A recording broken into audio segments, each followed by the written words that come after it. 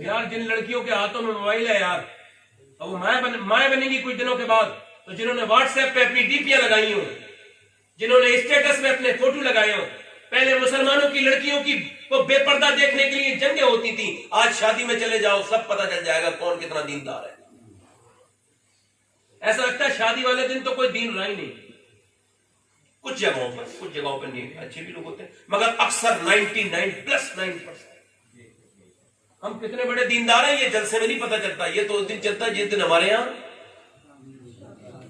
क्या होती है, शादी होती है ना? शादियां, मैं एक शादी में एक साहब मुझे जबरदस्ती, मैं नहीं जाता शादी में, कह लगे नहीं चलिए सही है साहब बरकत हो जाएगी। मैं कहा चल तेरी नीयत है तो चलते। तो मैं गया ना तो मैं रोने लगा। तो एक साहब बोले क्यों रो रहे हैं आप? मैंने कहा मुसलमान बच्चियों को देख रहा हूं बगैर दुपट्टे के खड़ी है, किसी की आडी आस्तीन है, किसी के सर पे दुपट्टा नहीं है। तो फिर आपके रोने का सबब क्या है? मैंने एक सबब तो यह है कि दादा बेगैरत हो गया, पोती बेपर्दा खड़ी है, दादा की गैरत जागती नहीं, बाप बेगैरत हो गया, भाई किसी दूसरी को देख रहा है, दूसरे की लड़की को देख रहा है, उसकी बहन को कोई और देख रहा है। और इन लड़कियों पे अफसोस ये है कि ये समझ नहीं पा रही है अपने बाप की इज्जत बाद में है, मेरे हुजूर के दीन की इज्जत पहले है। अच्छा जब शादियां होती हैं मेरी बहनों पे, ऐसे उमूमन भी लड़कियों के पास जितनी बहनें सुन रही हैं और जहां तक सुनेंगे ये पैगाम जाएगा, उनसे पूछना आप, उनके पास 20 जोड़ी कपड़े होते हैं और 50 जोड़ी। तो हम जोड़ी कपड़े का तो मुखालिफ नहीं ना, 200 जोड़ी कपड़े बना लीजिए आप, हम कब मना करते हैं? 500 जोड़ी कपड़े बना लीजिए, हमने कब मना किया? 1000 जोड़ी कपड़े बना लीजिए, कोई मना नहीं करते। मगर शादियां जब होती हैं तो 20 जोड़ी कपड़े, इधर देखें जरा मेरी तरफ देखें, 20 जोड़ी कपड़े। आई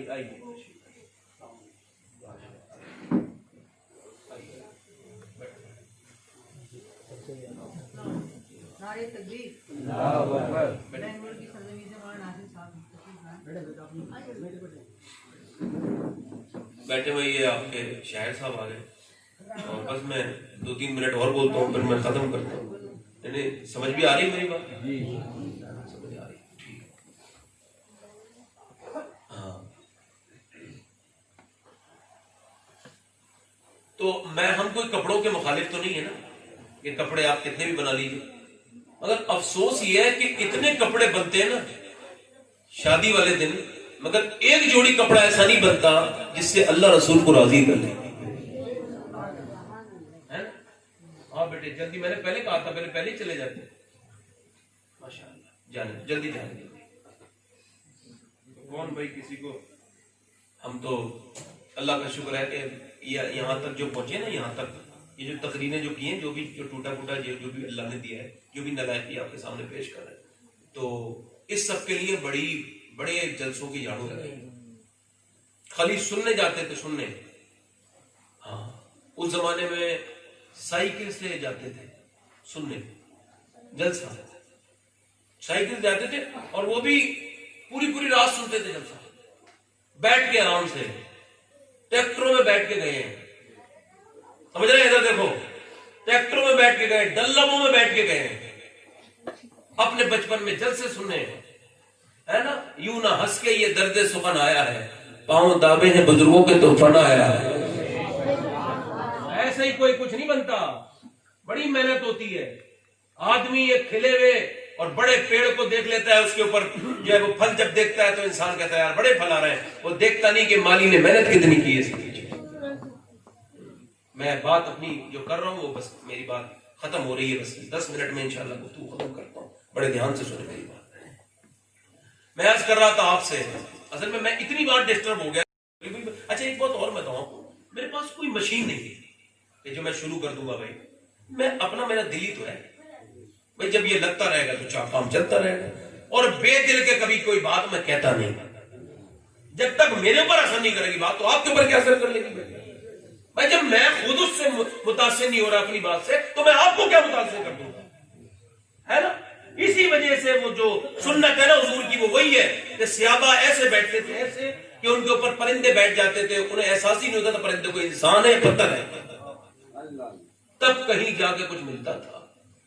बड़े आराम से मेरी बात जो रह गई है वो और सुन लिया। अल्लाह आप पे मेहरबानी करे और मुझ पे भी मेहरबानी करे। बस आखिरी बात, आखिरी इसमें चल रही है मरहले में।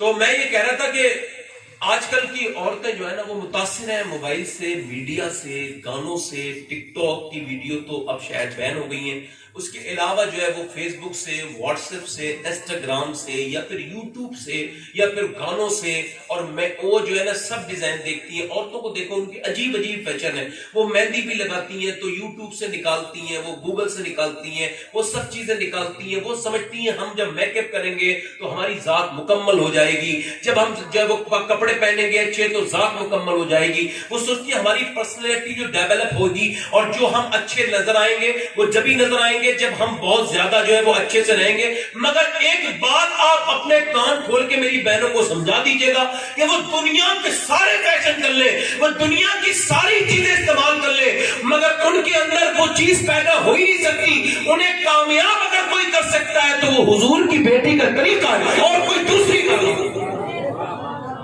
انہیں فیشن، انہیں فلمیں، انہیں ڈرامے، انہیں یہ سب سیریل، دیکھو نا سیریل کی ایسی دیوانی ہوتی ہیں عورتیں میاں. ایک لمبا سیریل دیکھتی دیکھتے برباد ہو گئی، اس سیریل کی عورت کے اوپر برباد ہو گئی، اس کے کپڑوں کو دیکھ کے برباد ہو گئی. نہ سیریل کی عورت انہیں جانتی ہے نہ یہ انہیں جانتی ہے. مگر عجیب سی دیوانی ہے کہ بچے نسلیں جو ہے وہ اس کی بھیٹ چڑھ رہی ہیں، نسلیں برباد ہوتی چلی جا رہی ہیں. عورتوں کو دیکھو بھی عجیب سی حرکتوں میں لگی ہوئی ہیں. مگر میاں ذرا غور تو کرے آپ، یہ ایک آج کے زمانے کی عورتیں ہیں، ایک حضور کے زمانے کی عورتیں تھیں میاں. اللہ کے رسول کے یہاں پہ پردے کی جب 5 ہجری میں آیت نازل ہوئی کہ مسلمان عورتیں پردہ کریں، مسلمان عورتوں سے کہہ دیا جائے اے محبوب آپ اپنی عورتوں سے، اپنی بیویوں سے، اپنی گھر کی اپنی بیٹیوں سے اور مسلمان عورتوں سے کہیں کہ وہ پردے میں رہیں. تو پھر معلوم ہے کیا ہوا؟ صبح کو فجر کی نماز جب ہوئی تو تمام عورتیں پردے میں تھیں. ایک رات میں اتنا اثر ہوا، ایک رات میں پورا مدینہ پردے میں، یا کہا جائے پورا اسلام پردے میں. ایک عورت آئی، اسے پتہ ہی نہیں چلا بات کیا ہے، وہ بے پردہ ہی آئی، مطلب پردے میں نہیں تھی. تو اس نے پوچھا سیابیہ تھی، کہ تم سب عورتیں پردے میں کیوں؟ کہنے لگے بات یہ ہے کہ رات اللہ نے حکم دے دیا اپنے محبوب کو کہ مسلمان عورتوں کو پردہ کراؤ. وہ عورت کھڑی ہو گئی، کہنے لگی میرے بیٹے جلدی بھاگ کے جا، ذرا چادر لے آ. وہ چادر آ گئی، اب وہ چادر اس نے اوڑی، گھر گئی. تو اس کا شوہر بولا اتنا تکلف کرنے کی ضرورت کیا تھی، گھر آتی تو پردہ کر لیتی. اس نے کہا بات یہ تھی رب نے جب حکم دے دیا نا اپنے محبوب کو تو پھر میرے دل نے گوارا نہیں کیا کہ ایک قدم بھی بغیر پردے کے باہر نکالوں.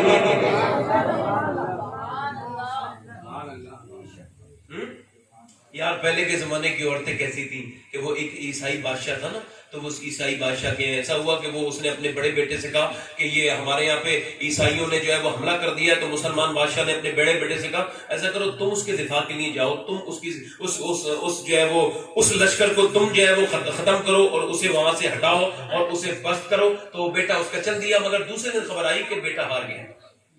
بیٹا ادھر دیکھو، 2 منٹ اور برداشت کرو. بیٹا اچھا بیٹا ہار گیا تو اے بچے، بیٹے ادھر دیکھیں آپ، بیٹا. تو اس نے وہ رونے لگا تو بیوی بولی ایسا ہو ہی نہیں سکتا، اور خاموش تو گھر میں بیٹھی تو کیوں بول رہی ہے. دوسرے دن خبر آئی کہ وہ خبر پہلی جھوٹی تھی، آپ کے بیٹے نے عیسائیوں کے دانت کھٹے کر دیے، غازی بن کے واپس آ رہا ہے. تو باپ کی آنکھوں میں آنسو آ گئے، بیوی کے پاس گیا کہ بیگم تمہیں کیسے پتا تھا؟ کہا آپ نے مجھے بولنے کب دیا؟ بات یہ تھی وہ بیٹا آپ کا ضرور ہے، مگر جب میرے پیٹ میں اس کا وہ جب مجھے امید ہوئی تو پھر میں نے جو ہے نا مجھے میرے پیر سوجنے لگے، سر میں درد آنے لگتا تو الٹی آتی تھی، پھر میں سجدے میں جانے لگی اور پھر میں رو کے کہتی تھی میرے مالک یہ درد سب گوارا کرتی ہوں تیرے حکم پر، مگر ایک ہی کرم کرنا جب یہ میرا بچہ پیدا ہو تو پھر یہ نیک ہو. اور عورت جب اس حمل والی پوزیشن میں ہوتی ہے نا، وہ جو دعا مانگتی ہے اللہ قبول کرتا ہے، کیونکہ وہ درد میں ہوتی ہے اور اصل میں اللہ کی رحمت درد والوں کے ساتھ ہوتی ہے. تو آج کل کو عورتیں کیا کرتی ہیں، وہ بچہ شکم میں ہوتا ہے تو وہ پھر دنیا کی باتیں کرنے لگتی ہیں یا گانے سنتی ہیں یا پھر گھٹیا باتیں کرتی ہیں، غیبت کرتی ہیں، بچے پہ اثر ہونے لگتا ہے وہیں سے. وہ کہتی ہے جب بچہ میرا پیدا ہوا نا بادشاہ تو بات یہ تھی، پھر میں نے جب بھی وہ پیاسا بھوکا ہوتا تھا تو میں پہلے وضو کرتی تھی 2 رکعت نماز، پھر نماز پڑھ کے اس کے بعد پھر میں جو ہے وہ وضو کر کے پھر جو اسے دودھ پلاتی تھی. اور جب بچہ بڑا ہو گیا تو میں دعا کرتی مولا میں نے پالنے کا حق ادا کرنے کی کوشش کی، اب اپنے کرم سے تو ایسا کرنا کہ میرا بچہ جو ہے نا وہ کہیں سے میدان سے بھاگے نا یا تو غازی بن کے لوٹے یا شہید ہو کے اس کی لاش آئے، میں صرف فکر کروں گی۔ وہ کہتی ہے مجھے اللہ کی رحمت پہ بھروسہ ہے کہ ماں کی دعا مانگی ہوئی کبھی رد نہیں ہو سکتی، ماں کی دعا مانگی ہوئی کبھی رد، یعنی بولو رد نہیں ہو سکتی۔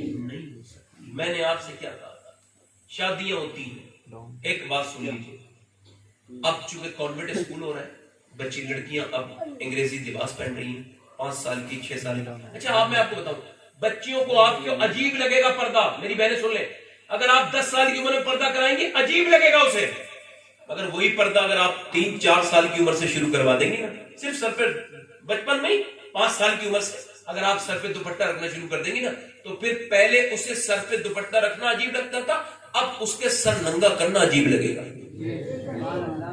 کیا بات کی میں نے؟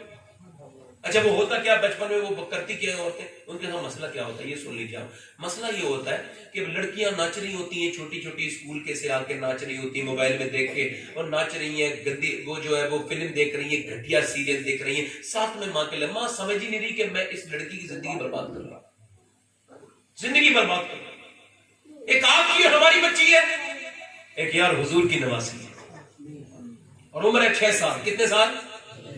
نام ہے سیدہ زینب، اور قرآن پڑھ رہی ہے۔ کیا پڑھ رہی ہے؟